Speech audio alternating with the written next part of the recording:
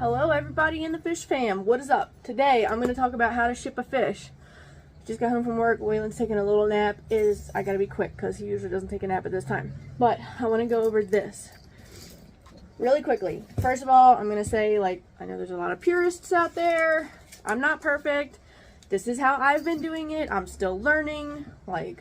Don't tear me apart in the comments, but please, if you have a tip, very kindly leave it in the comments. I'm always looking for feedback. I'm not looking for insults. I'm looking for feedback. Okay, I showed my address by accident. All right. Prompted by... I did it again.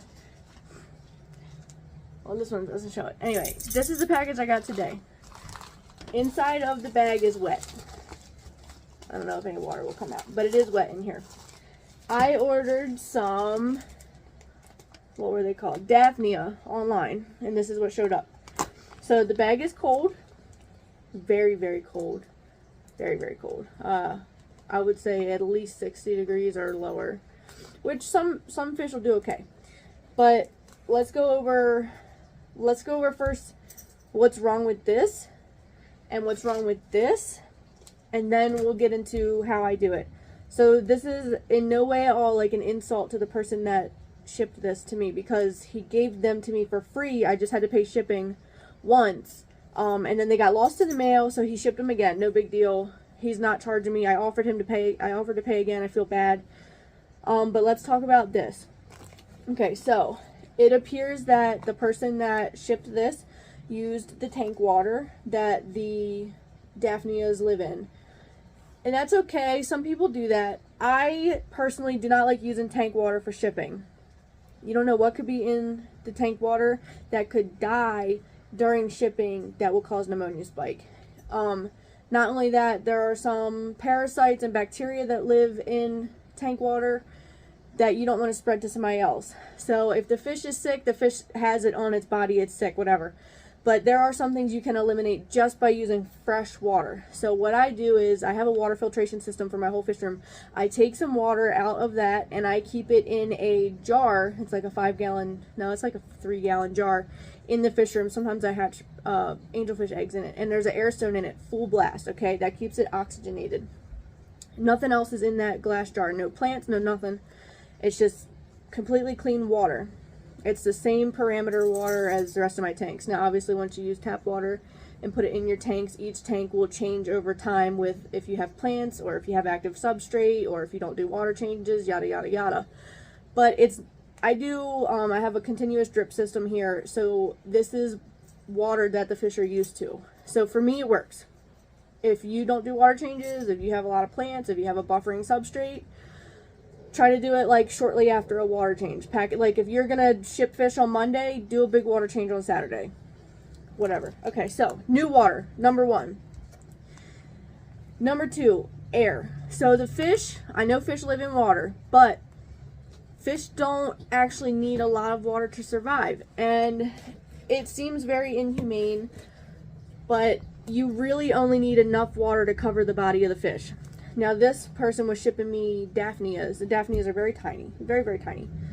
So, the important thing with Daphnias, especially since they're such little critters and their metabolism is a little bit faster, they will probably use up the resources in the bag faster than if you were to ship a fish, to be honest, in my opinion.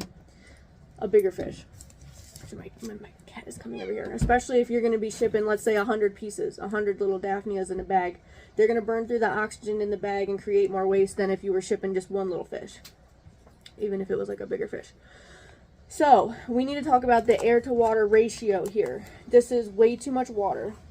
So what I would have done is use a net to scoop up some Daphnias, put it in a collection cup. I have some fish right here we're going to demonstrate in a moment. So get your new water, okay, from your tap, dechlorinate it. Don't forget, dechlorinate it. Most people that are shipping fish have systems that dechlorinate the water anyway. Anyway, dechlorinated water, don't forget. Put your Daphnias in there, put your fish in there, and then in this bag, the way it's tied, I would only put this much water, and then that much would have been air, legitimately. But I would much rather have preferred to use a little bag like this. Now, this is a little trick I'll show you. This is my dummy weight. I have 4 of these bags over there. most of my customers order 5 shrimp, 10 shrimp, 3 little tiny fish, whatever, and these are the types of bags that I usually ship them in because that's the type of customers I normally get. So to calculate shipping, I actually put more water in here than I normally would because I don't want to I overcharge a little bit, like the amount of water, just because if I were to put more water in than what I suggested, then I wouldn't have had enough to pay for the shipping, and they'll send the box back and the fish could get lost and die. Because if I send it through the mail at any point, they could say, oh, this weighs a different amount than what the sticker was paid for or the label was paid for, send it back and reject it. So normally I would put about this much water, okay? So for my dummy weights for calculating shipping, I put just a little bit extra, and it's only like an extra $1 or so, don't freak out. And so the way I test to see if it's enough water, once I put the fish in here, it's different every time, is I go like this. And I see, is the fish still covered by the water when I go like this? Yes, okay, it's good. I try to maximize the amount of air in the bag. Another important thing, okay, let's get back to how this is not so good. Never include plants, ever. Algae, moss can be okay because it's a little bit slower plant, but I wouldn't include plants with live animals in the same bag, because when it's dark, plants produce CO2. They use oxygen and produce CO2. Unless you're going to ship your fish with a bright ass LED light, the plants are not giving the fish oxygen, and they're actually taking oxygen away from the fish. Not only that, the plants could die in shipping due to temperatures or lack of oxygen or lack of CO2, and die and foul the water. Never ever put plants, any type of plants, in a bag where you're shipping fish. That's my belief. What else? Okay, so we talked about the air to water ratio. We talked about don't ever use tank water. We talked about don't use plants. Now the knot is okay. I use knots. A lot of professionals I talk to use knots. Max, stop. A lot of professionals I talk to use knots. Rubber bands can break. If you're going to do something, I say double method, okay? So I use 2 knots and a rubber band. And I get these, I'm about to show, Max, stop. I'm about to show you in a minute. I use these thick rubber bands. I got them from Gemco. I'll put the link in the description if I remember. If I forget and you need it, just leave me a comment or text me. So we're going to want a double bag. Now for this type of animal, it doesn't matter so much because if they get caught in the corners, they're not going to die. But another reason why you want a double bag is so that the water is not leaking into the package. So maybe what happened is, if this package got lost the first time, maybe it busted because it was just in one of these. Maybe this big bag of water busted in like the shipping process and the mail workers just threw it out. So it's important not to ship anything that's like this, like a bag of water, in a soft package like this. 1, it's more expensive. 2, the fish could get hurt from getting busted around with this. And 3, you're more likely to break the bag and the water will go everywhere and the mail workers will throw it away. You can get free this boxes from USPS delivered to your house. I don't know if UPS does it or whatever. You can get free, I have a whole stack of them under my steps, hundreds of boxes. They come in flat in a bundle for free. You go on the website, you can just type in Google, free USPS boxes. This is box number 4. It is a size 7x7x6, and it's pretty sturdy. I like it. Okay, so let's talk about how I would bag up Daphnias or fish or shrimp, how I do it. First, clean water. We talked about the clean water. I have them here. These are the red jewel cichlids. They're very beautiful. They are for sale. These are just little babies. We're going to pretend like I'm going to ship them out. So, I'm going to bag them up. First, I don't need all this water. So, 1 second. Okay, I only got a couple minutes left to do this. So first I'm going to pour some water out. Keep just about the amount that I think I need. I might do a little more. Give me a second. I probably will do a little more, because having more water volume also helps retain the temperature better, and it does help the fish to be not as stressed out. I'll do a little bit more.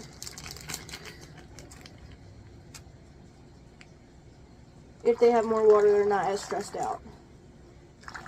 Okay. I know it's counterintuitive because fish live in water, right? But trust me, they don't need a lot of water. Stripping is stressful. It's going to be stressful for them anyway, no matter how much water you give them. Just try to get an amount that allows you to have a lot of air in the bag, because a lot of fish really do suffocate. Another thing, fast your fish. So I ship on Mondays.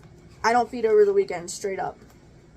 I don't feed Saturday. I don't feed the whole fish room over the weekend. Saturday and Sunday, I don't feed the fish. I could have done this knot a little lower, but for demonstration purposes.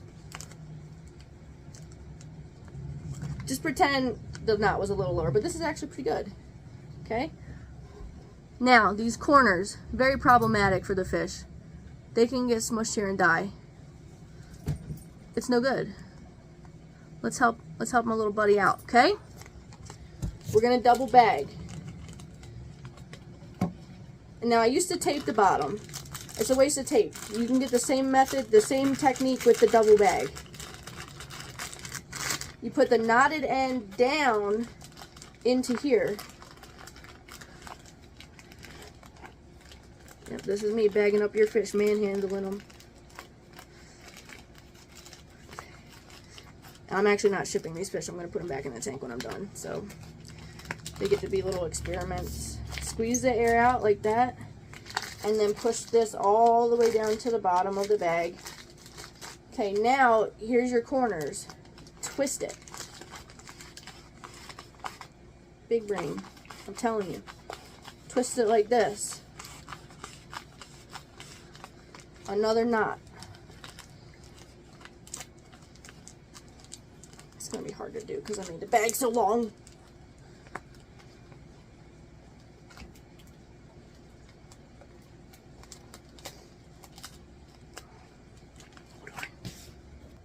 Okay, I did it. Normally they're longer, okay? Normally they're like this. So don't be in the comments and be like, you put the knot too high. Okay, I'm in a hurry. Okay, so here's my rubber band. I'm going under the knot, okay? And you make it tight. I don't know how to do it like y'all do it online. You'd be like, blah, blah, blah, blah, and it's tight. I don't know how to do all that, okay? So I just do it like this, and then I fold the knot. So I got it like this, right?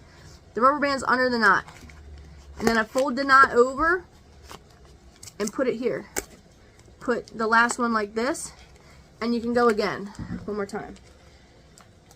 But it's important. Rubber bands snap with temperature changes, all sorts of stuff. Pressures from the airplane, whatever. This is how I do it. I never had one come apart, and no bags have been leaking since I did that. That I've heard of.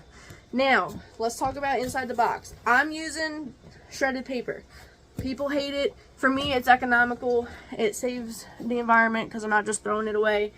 It's what I have on hand. I'm thinking about switching to insulation, but that stuff is like fluffy and disgusting. I ran out of time. I had to delete some videos. Okay, so I'm using the shredded paper. You can come for me in the comments if you want. When I started shipping fish, there's a place online called Aqua Supply or Aqua something.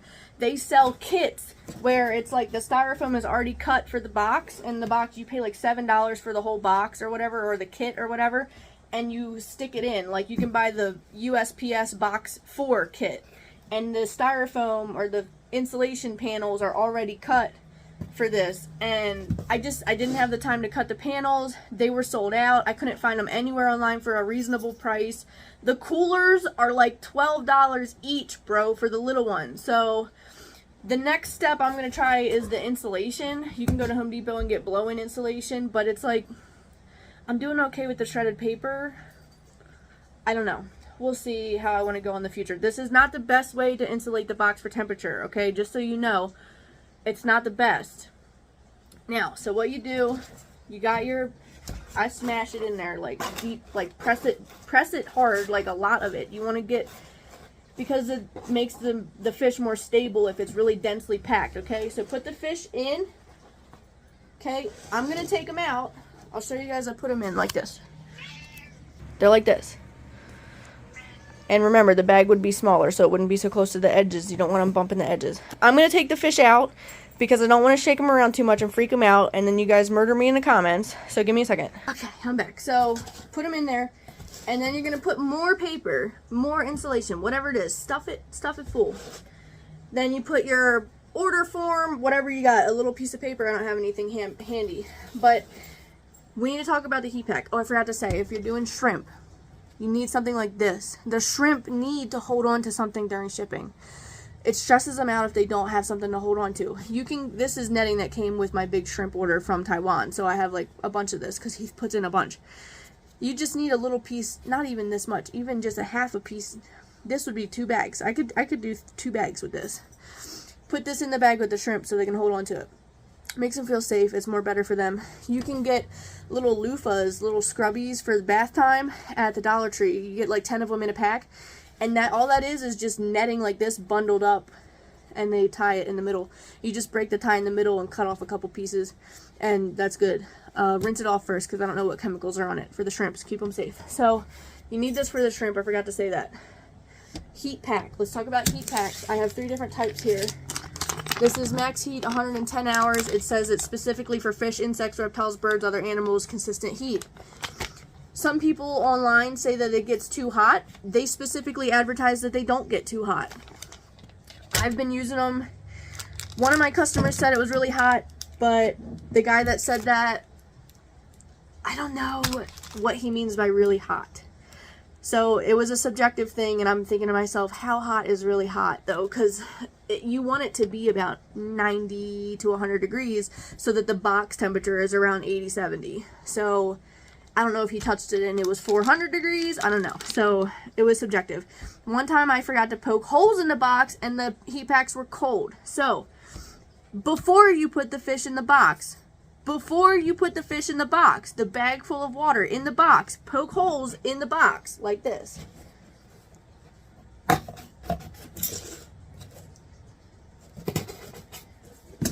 I just did right here, and nothing on this side, and then on the opposite side right here. You need more than one hole. The air has to be able to come in and out, like a window in a house. If you open one window in your house, the air isn't going to move through. You need the air to move through. It needs to go in one hole and out the other, and the pressures need to change. You need 2 holes. 2 holes in the box before you put the fish. Do not poke a hole in the bag, in the fish, and have to do it all over again. You have fish in your paper. You got a bunch of dry, wet fish dying in your paper shreds here. The next one I have that I haven't used yet is UniHeat, 72 plus hours. It is specifically marketed for animals, crickets, fish, lizards, plants, chemicals, okay? Like I said before, some people, it says right here, warmer can reach its peak surface temperature of 115 in approximately 4 hours, then slowly reduce to maintain a surface temperature of 100 degrees Fahrenheit for the remaining duration. Some people say they get too hot. If this is too close to your fish, it's going to cook them because it's 100 degrees. Some people say these get too hot, but this is what everyone uses. Like, a lot of people use these. These are hand warmers. They're not for fish or plants or shrimp or snails or crickets or whatever. They're for your hand, for humans. But there's been a lot of studies done. People say it gets way too hot. 158 degrees. That's what it says. If you're shipping a big box and you need a lot of heat for longer to heat up a lot of volume of water, like I'm saying like a big box, dude. Like a big box. People use those. I know a guy that's been trans-shipping, which means shipping animals in from other countries since 2002. He says we've always used the hot hands. He said because these, the ones marketed for animals, get hotter and they're too hot. So ideally, you would somehow affix this to the top of your box so that it can't fall down and touch the fish. When I package mine, I put only like this much paper, okay? And then the fish is here, and then the rest is paper. So 3/4 paper and then 1/4 paper and the fish in the middle, because I want to create distance between this heat pack and the fish. I don't want this to burn the fish and touch the fish, but I still need it to heat up the box. And with having the air holes up near the top, where's the air holes? Having the air holes up near the top where the heat pack is going to be, it's going to get a lot of airflow and it's going to generate a lot of heat, and it's going to warm up the box down below in a way that's not going to overheat the fish and kill them. So put all your crap in there, your little order form. I like to use the paper order form because it covers the whole thing. It like, when I do it, it like covers this whole area. And then I put the heat pack, and then I close it, and then I tape it, and I put the label, and I put live fish stickers on all 4 sides. I don't have it here because I'm just example right now. So with the heat pack, it's very important. What was I gonna say? It's very important not to just throw the heat pack in there anywhere. And it is important to market live animals and put an arrow pointing up. So I pay for USPS priority mail. I bring it to my post office, and they specifically told me that when it has live fish stickers on it, they treat it like it's express. And now USPS Priority Express is more expensive. So it's kind of like cheating in a way. I'm getting the Priority Express delivery system with just using USPS priority prices. And shipping anywhere in the US, I charge about $10 to $20 depending on the size box. So for something like this, if they're just getting 2 bags of like shrimp or fish, $10.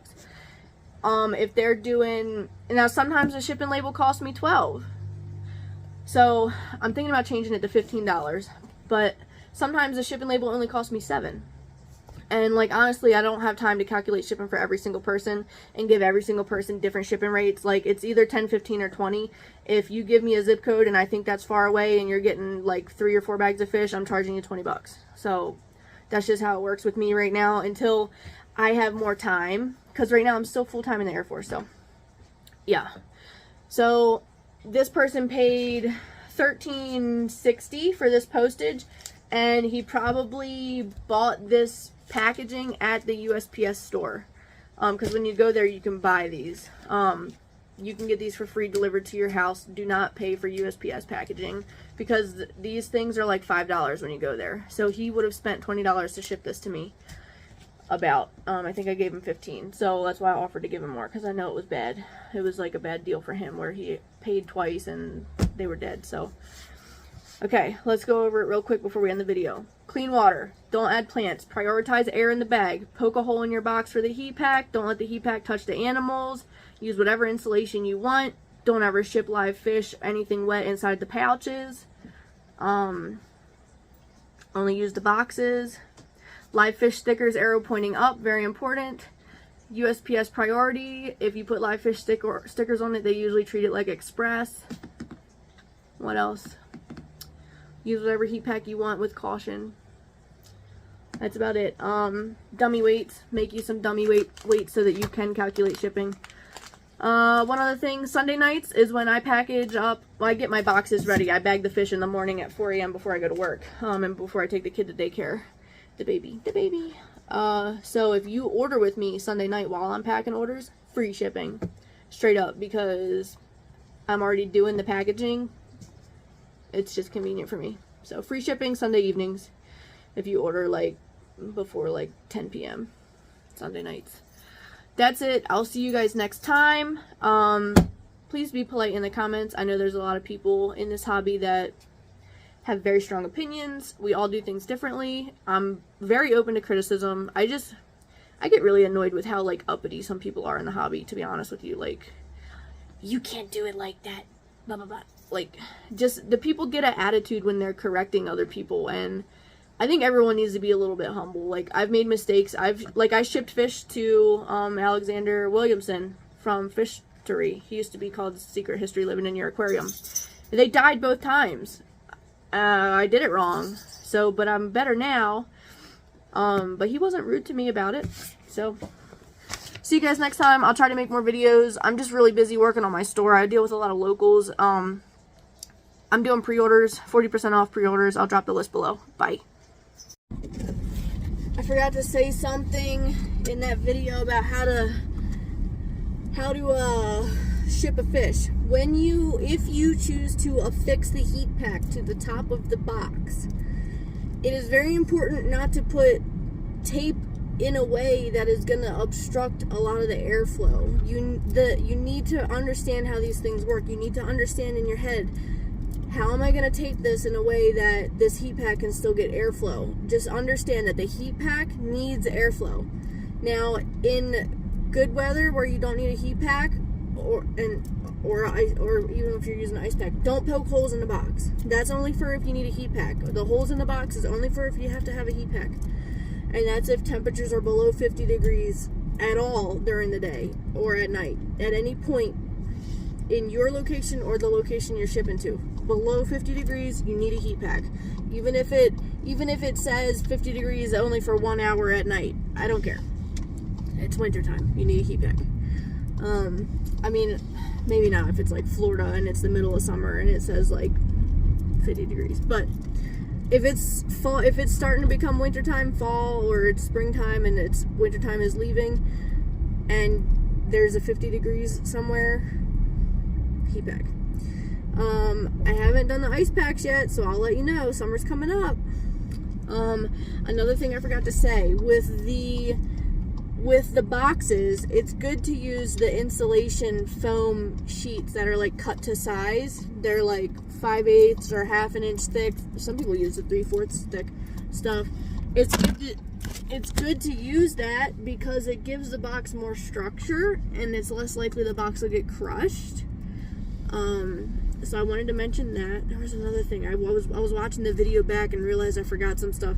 It's just, there's just so many little details that go into shipping a fish.